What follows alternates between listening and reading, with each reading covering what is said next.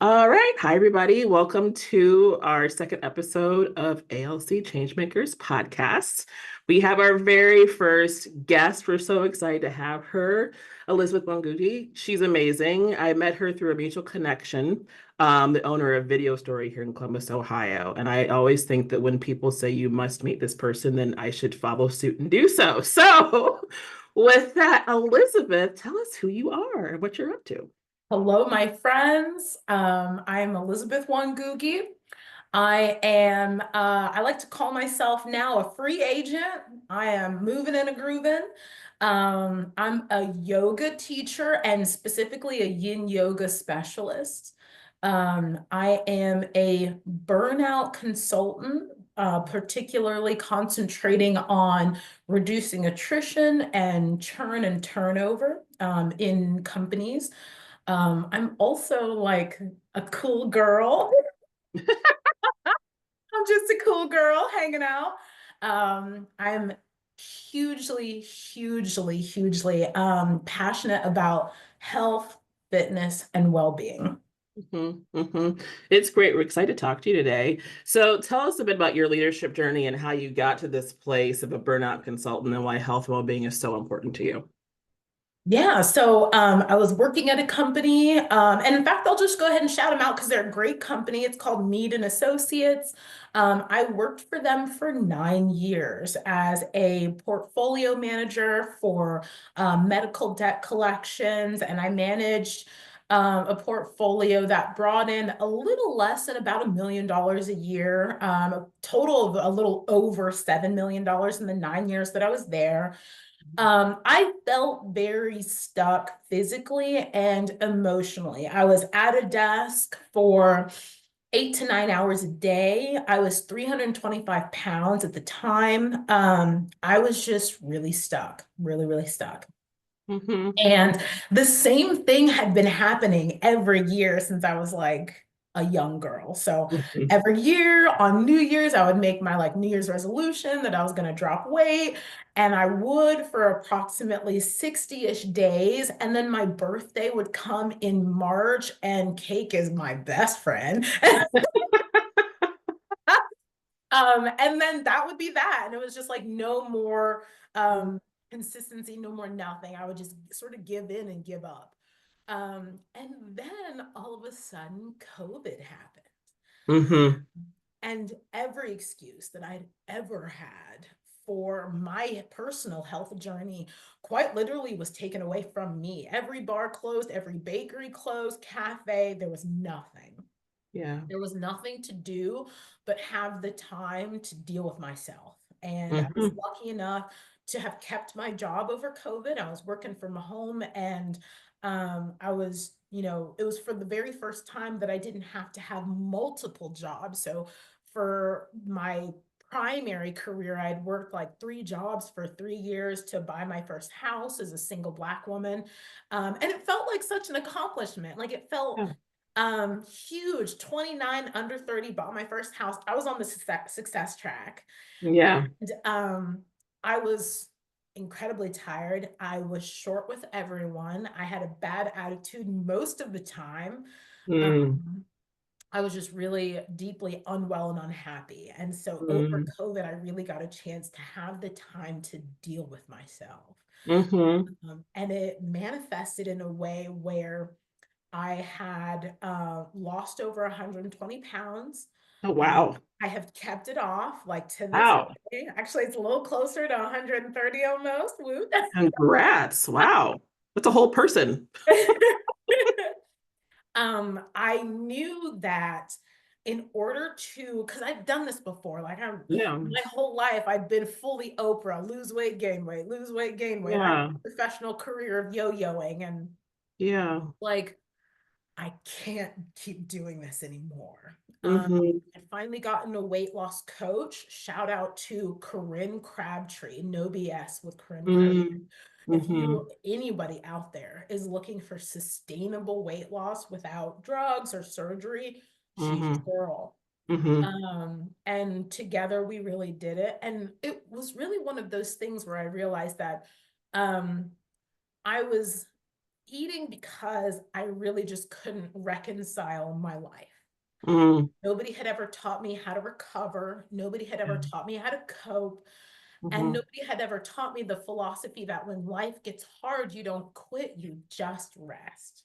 Okay.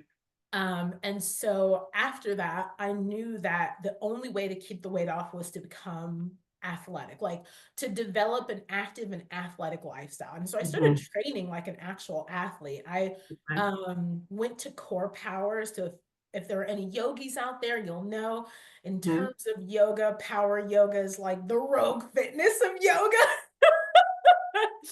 And Core Power is at the top of the mountains. I was just like, I want to be Oh a no, I lost you. oh Hold no, on. Oh, no, you're back. You're back. yay. Hey Okay, y'all. you're back.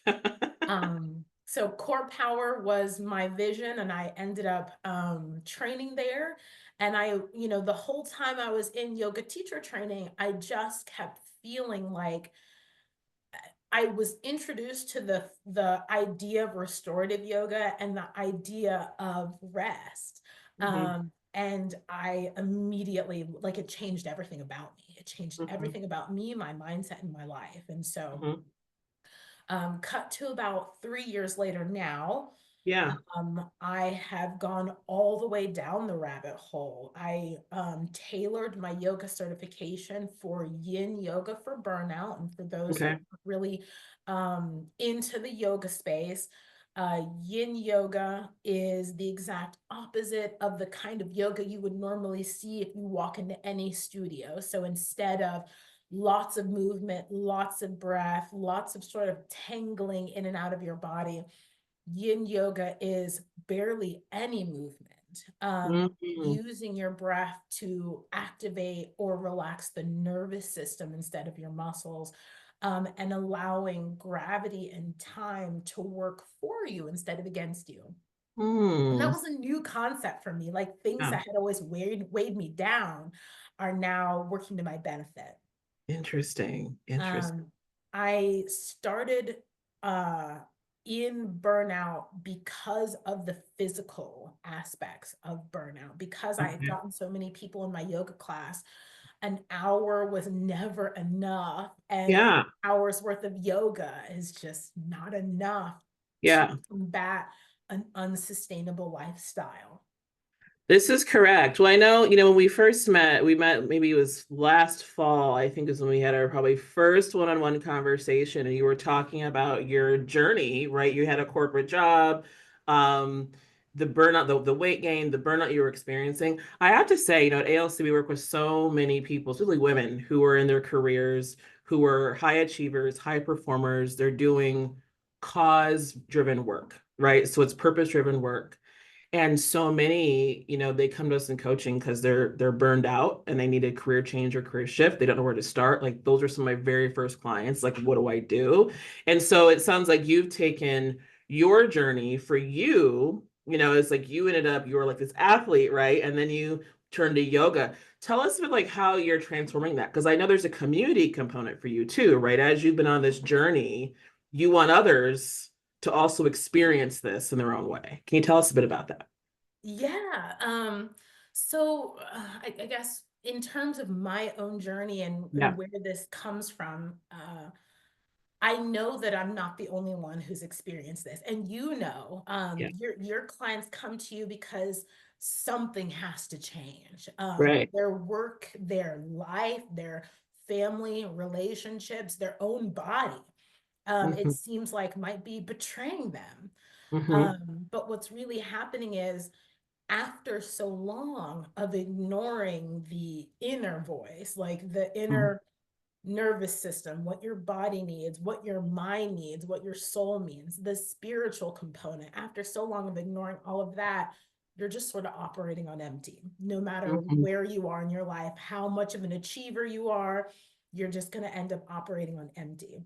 And Hmm. so the for me, what started out as something that was almost completely physical, it was just like Hmm. I just want to, me and my body got to get with each other, Yeah.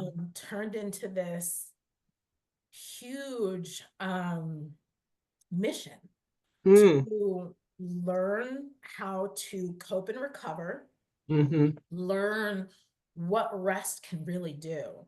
And the Mm-hmm. more I began to talk about it, and the more I began to share my own story, the more I began to, I went on my very first sabbatical. So I'd never like Yeah. just Yeah. had been accruing all of these vacation days. And by luck and by God's grace, I was given the opportunity to take 28 days off of work. Oh, wow. Mhm. Wow.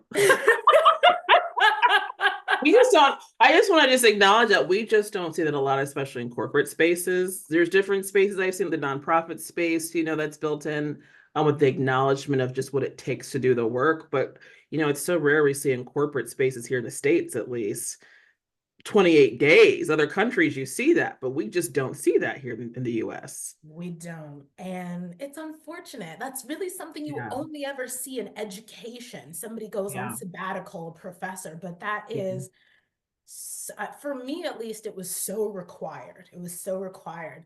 Mhm. And what happened is, so I went on sabbatical. I had accrued 28 days of vacation time. And I had gone to Nairobi, Kenya. My family, I come from an immigrant family. My family is still in Kenya on my father's side. So I went to go spend some time with them.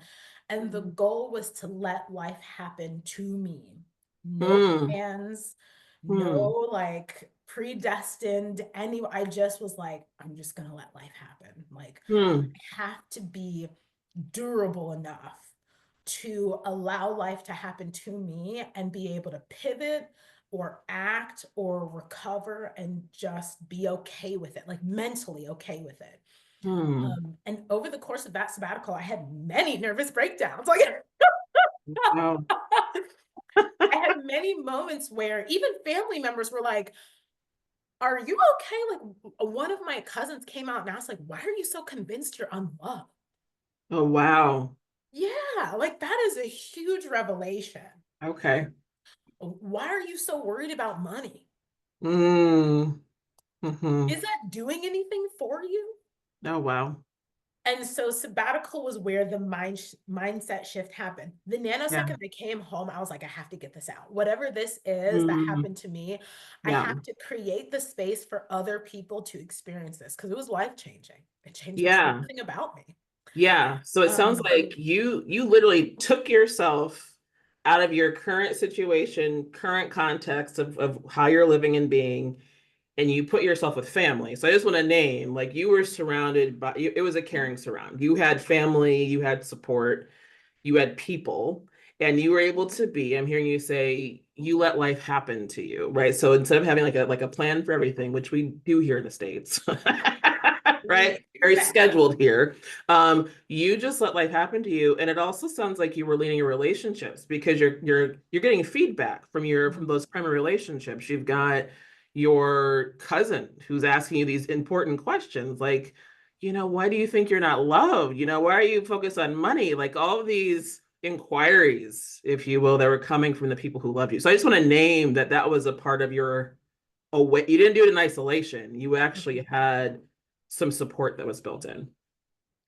To me, those are the three keys to any thriving environment. You Mm, must have rest. Like you must be able to still the body, still the mind so you can hear it, yeah. to slow down so you can see it. Mm-hmm. You must have support. None Mm-hmm. of us can do all the things. We do Yeah. need help. We have to be willing to, number one, ask for help, put ourselves in a situation where we're going to receive help, and then be Yeah. willing to receive it and accept it. Yeah.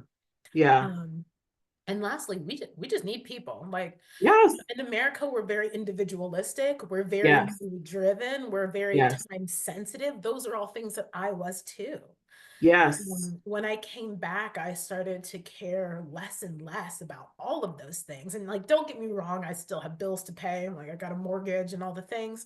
Yeah. And I run a serious both family and business budget.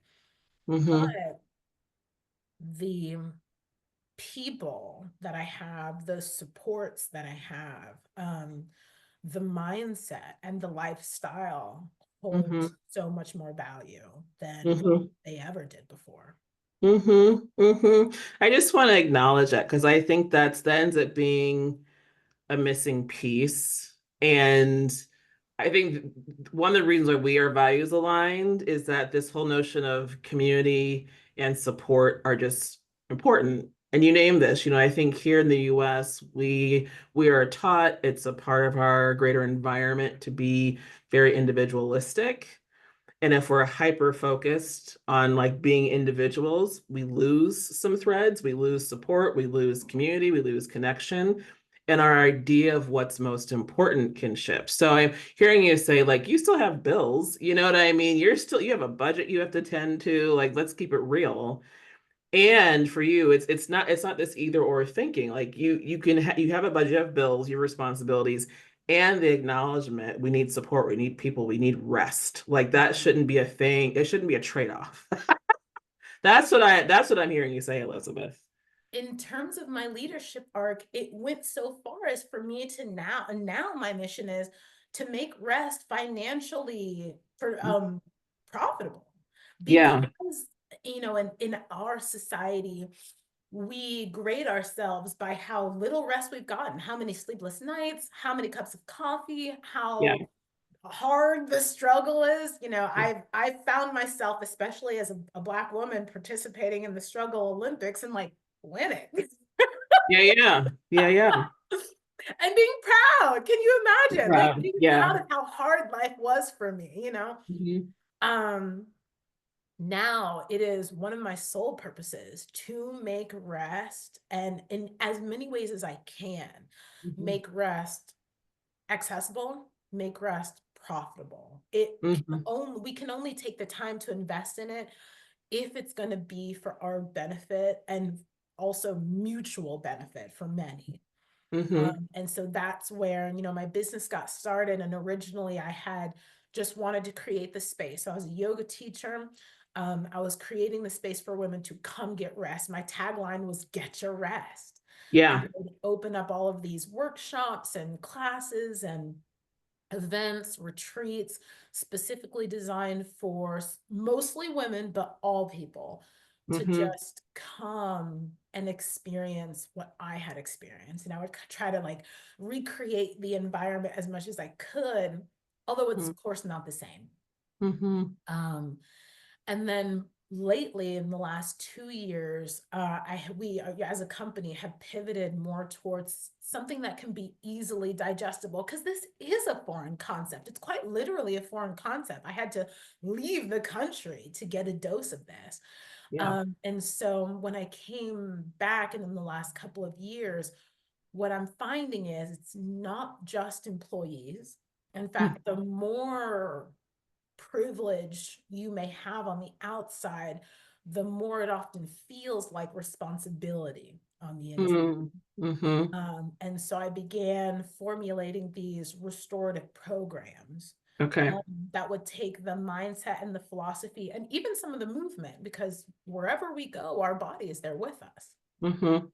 Mhm. And so I and a psychologist friend of mine, and in fact, I want to shout her out a little bit. Her name is Yeah. Primrose Ignore. She is incredible at what she does and has lots and lots of credentials to show how intelligent she is. Get people around you who are smarter than you. Like Leadership 101, Yeah. people around you who are smarter than you. Yeah. Like, Completely. which is why I love hanging out with you, Jennifer. Seriously. That's sweet. But yeah, and so we began developing this 8-week restorative program. Mhm. It brings some of those same principles, it makes it more easily digestible and something that a corporation would want to use. Mhm. And so, like, right now, I'm back in education getting my program manager certifications so Mhm. that, like, this isn't just a woo-woo thing that I dreamed up and launched. This is a Yeah. legitimate program with the credentials behind it and the expertise and the data. That's great. And I know, we're in such a strange time here in the US. There's a lot going on. And I know the last couple of years we've been noticing like corporate wellness, leadership development types of programs, those dollars, we've seen them wane. So tell me, like, what's your strategy? Because this is so important. Like, do you have a strategy in play just to ensure that the folks who need your programming most can get it? Ooh, that's a good question. I'll be completely honest, my strategy right now is networking. The Mm-hmm. need is there, the Yeah. money is there too. Like our Mm-hmm. dollars for wellness may be waning in a recession, but that doesn't mean the need isn't there. Mm-hmm. And people often pay for what they value. Mm-hmm. And so I guess in terms of getting my platform to as many as I can, I Yeah. inject as much value. Mm-hmm. KPI and OKR driven value for the corporations, but also like Mm-hmm. movement, mindset, consulting work, Mm-hmm. action-based work Yeah. for the employees, for the managers, supervisors, leadership. I inject as much value into what I do as I can. Mm-hmm. And networking. You really don't know who needs you until you get out, like put yourself out Yeah. there. Yeah. The nanosecond you're out in the community, helping the community, more and more people are just like, oh, I'm going to call you, or oh, my Yeah. company actually has been looking for a program like this, or Yeah. we've gotten really tired of just outsourcing it to an app. This needs to have more of a personal touch. Yeah. That is my strategy.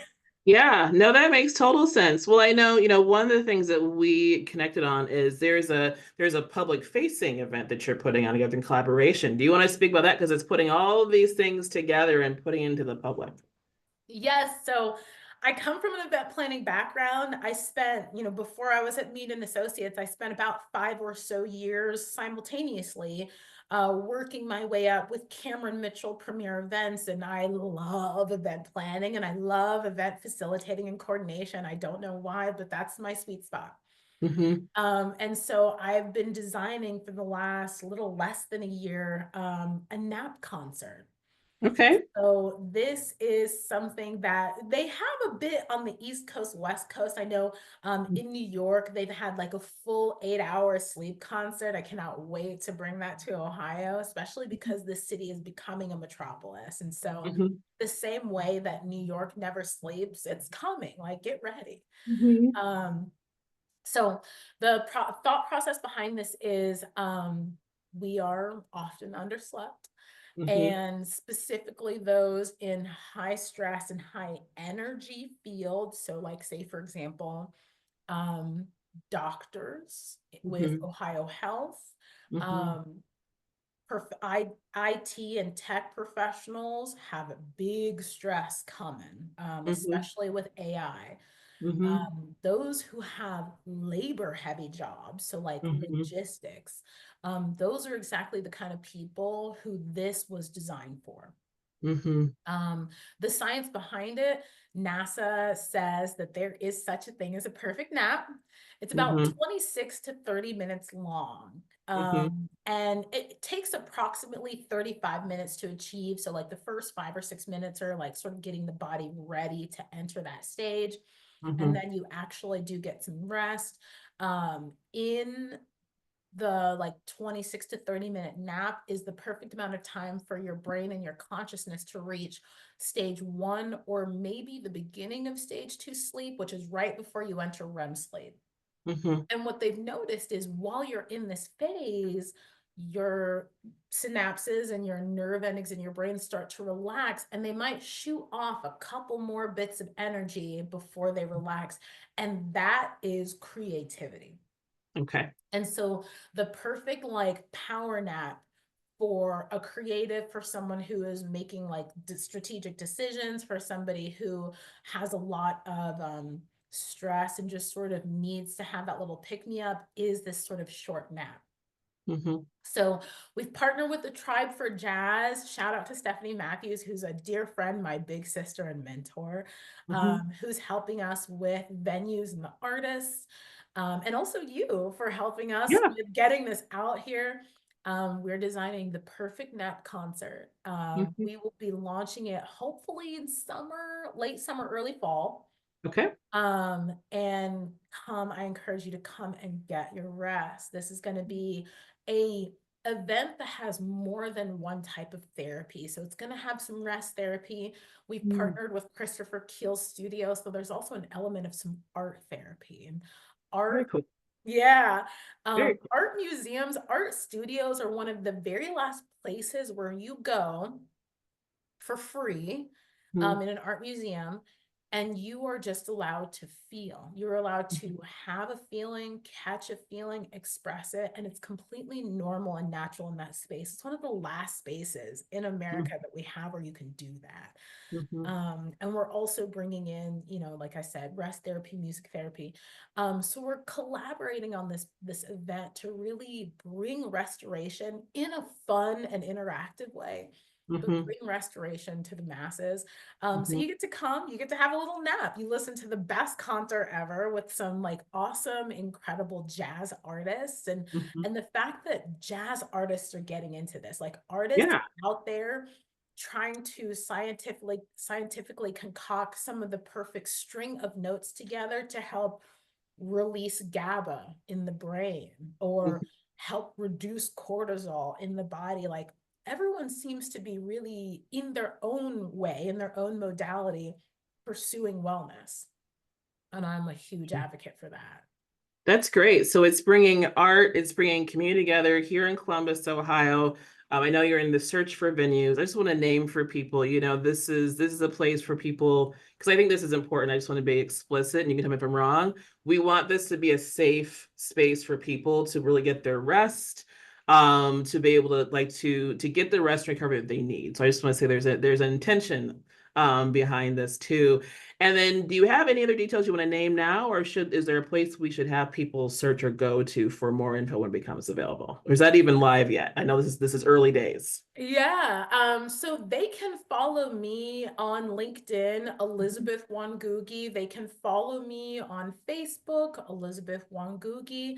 I believe everything else is under the Business Witch Doctor, Mhm. or the Biz Witch Doc. So that will be my TikTok and my Instagram. Okay. If they want to get in touch with me personally, Elizabeth Wangugi Yoga at gmail.com. I want to partner with you on this project. This has been a dream I've had for about a year, and I'm watching it develop and come to life, and Yeah. working to birth it into the world. And I sat here and talked about how I am going to ask for help and receive it. Well, Sure great. am. You are. I like to say for folks who are new to ALC, just short for Abundance Leadership Consulting, we have collaborators and we collaborate in so many different spaces that are community spaces that are important.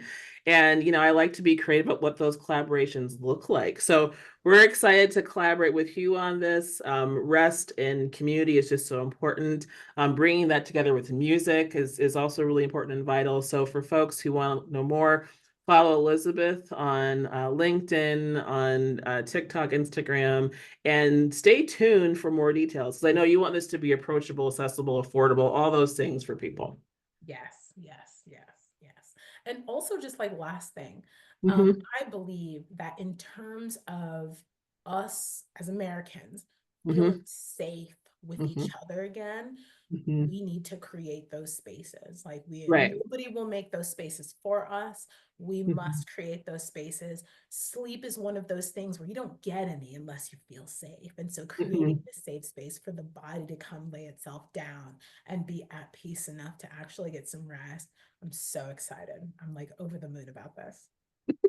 Awesome. Well, it's so great talking to Elizabeth. I know this won't be our last conversation. This is our first conversation on the podcast. So thank you so much for joining me. Thank you so much. Love y'all. Namaste. Thanks.